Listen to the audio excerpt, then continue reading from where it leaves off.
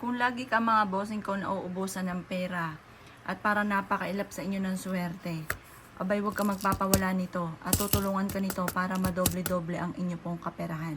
Ito pa mga bossing ko ay simpleng asin lamang na sa baketa lamang natin mabibili. Huwag ka nang gagamit ng mga iodized mga mamahalin. Simpleng asin lamang. Ito ay nasa focus, paniniwala at lalong sisipagan, tiyaga-tiyaga at lalo kang kumapit sa itaas. Huwag kang makakalimot magdasal. Subukan nyo po ito.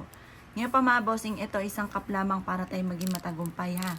Dahil kung kayo pa mga bossing ko ay walang mga pantaboy na mga kamalasan, maaaring tanggap ka lang ng tanggap ng mga negatibo at maaaring imbis na ikaw ay swertihin, panay negatibo maaaring darating sa buhay ninyo.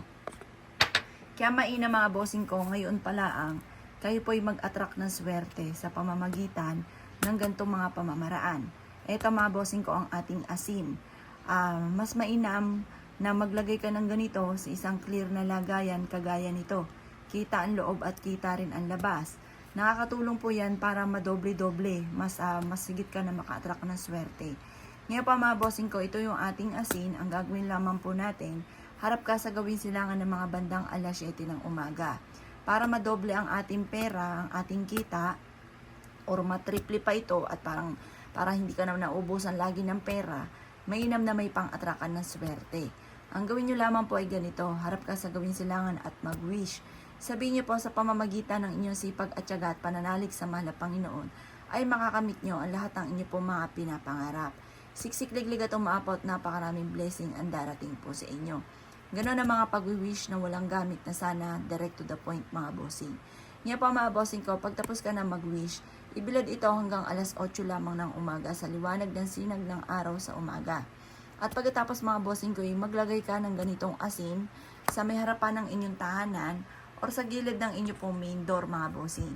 At tutulungan ka nito upang sa ganon, imbis na lagi kayo namumblema sa pera, ay lagi ka namang iaadya nito kung saan lagi kayo ay suswertihin. Ngayon po mga bossing ko, ikay naniniwala at nais nyo po itong gawin, subukan nyo na po ito. Ito po ay pwede nyo rin ilagay sa ilalim ng inyong higaan. Pwede rin ito sa may hagdanan or kaya sa bawat sulok ng inyong tahanan. Pwede rin maglagay ka ng ganito sa inyong negosyo para lagi ka na lang pong mapera. Kung ikaw ay naniniwala at nais nyo po itong gawin, huwag ka na magpatumpik-tumpik pa at makakatulong po ito upang sa ganon, mas higit ka na maka-attract ng swerte. Kung ikaw ay naniniwala at nais nyo po itong gawin, ay siya mga boss, good luck po sa inyo po lahat.